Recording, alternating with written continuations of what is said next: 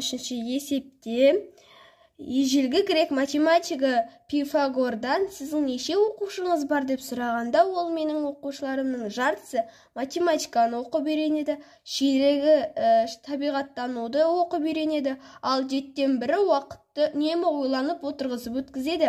Қалғаны 3 қыз деп жауап беріпті. Пифагордың неше оқушысы болған дейді.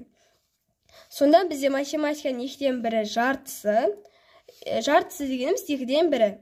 Табиғаттану деген ширегі дегеніміз 4-тен бірі. Ойланып өткізетіні 7-тен бірі, ал қалғаны белгісіз 3 қыз болып тұр. Сонда бізде 2-тен 1 қосылған 4-тен 1 қосылған 7-тен 1. Біз бұған ортақ еселік береміз. 28-ден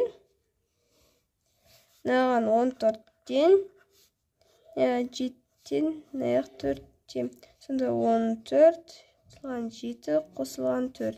Тең 25-де 28-ден 25. Сонда 28-ден 3 бөлігі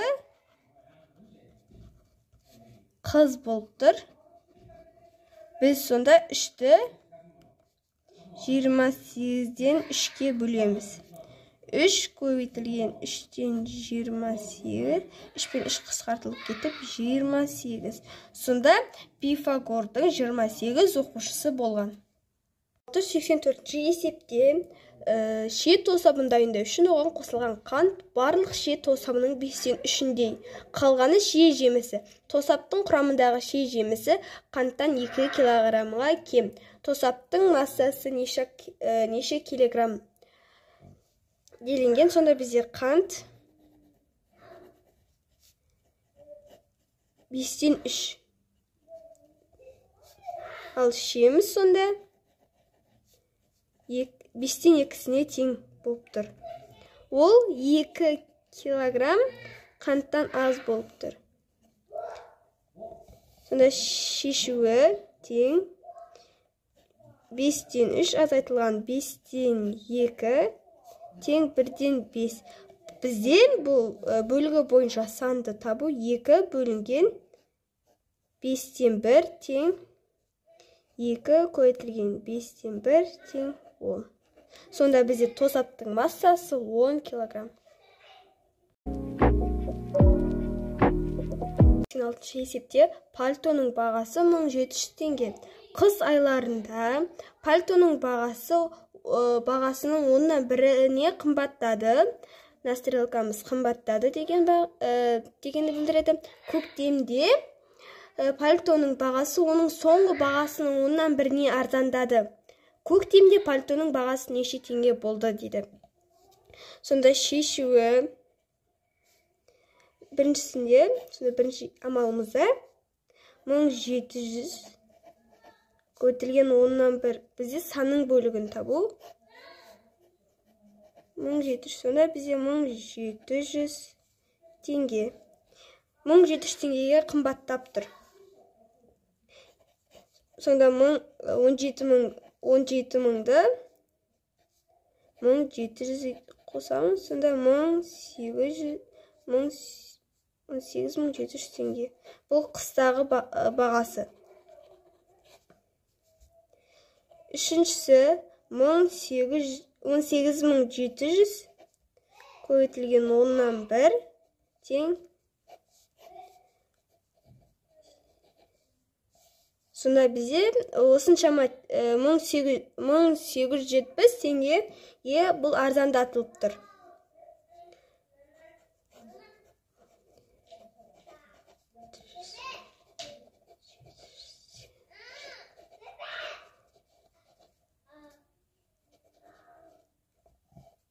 есепте Нұрлан саяжайда станцияға дейін қашықтың 5-тен 2-сін жүріп өткенде саяжай станциясының ортасына дейін жету үшін тағы да 4,3 километр жүру керек еді.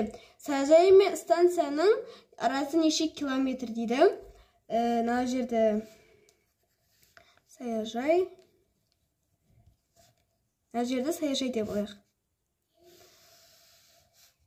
Мына жерде станция деп алайық. Оның ортасы 2-ден 1. Осы бір бөлігі. 2-ге бөлінді ғой бұл. Бұл 2-ның 1 бөлігі. Сонда 2-ден 1. Ол осы жерге шын жүрді дейік примерно 5-тен 2. Сін жүріп өткенде, ол қалған бөлігі 4,3. Сонда бұл жүрді 5-тен 2-сін. Сонда шешуі 2-ден 1 азайтылған 5-тен 2 тең. Екеуінің ортақ еселік 10-нан беріледі. 10 5-тен 4 тең 10-нан 1.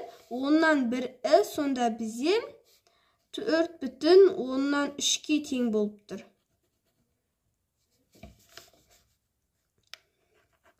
4,3 бөлінген 10-нан 1. Бұл жерде бізде бөлігі бойынша санды табу. 43-те 10. Бөлу бізде көбейту болып түседі. 10-нан 1-ден 10. 10 мен 10 қысқарып 43. Сонда бізде жауабы А. 43. 688-ші есепте жанармай сататын станция барлық жанармайдың бірінші күні 25-тен 7-сін, екінші күні қалған 3-тен 1-ін сатқанда, онда 4-тен 4 тонна жанармай қалды. Жанармай сататын станцияда барлығы неше тонна жанармай болған дейді. Бірінші күні бізде 25-тен 7-сін сатты. Ал сонда 25-тен 18-і бізде қалып тұр.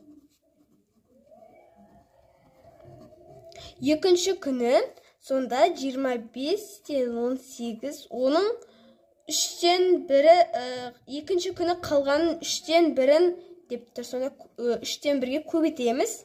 Тең 18 бен 3 қысқарып 6 тең 25-тен 6-сын сатты. Екінші күні. Үшінші күні 4,5-тен 4 тонна. Бұл қанша екен табуымыз керек, белгісіз. Сонда 17. Бірінші күн мен екінші күндегісін тауып алуымыз керек. 25. 25-тен 7 қосылған 6-тан 25 тең 13-тен 25. Бұл бізде бірінші, екінші күндегісі. Екінші амалда 12-сі 25-тен 12 бөлігі 4,5-тен 4 болып тұр. Өйткені 25-тен 13-тен қалғаны 25-тен 12 бөлігі. Бұл жерде бізде бөлігі бойынша санды табу. 12-тен 25 тең 24-те 5 көйтілген 25-тен 12. Мұна жерде 25-тен 12 қалай шықты деп жатқан шығарсыздар. Өткені 1-ден 13-тен 25-ті алып тастаймыз. Сонда бізде алдындағы санның астындағысы 25, сонда 25-тен азайтамыз 25-тен 13. Сонда бізде 12-ден 25-тен 12 деген сан шығып тұр. Бізде сонда бұл мені жай жалпақ түрде ол қалай шыққан түсіндіру. Бұл есепке кірмейді негізі. 5 пен 25 қысқартылып, 12 мен 24 қысқартылып, сонда бізде 10 тонна жанармайда станциясында барлығы 10 тонна жанармай болған.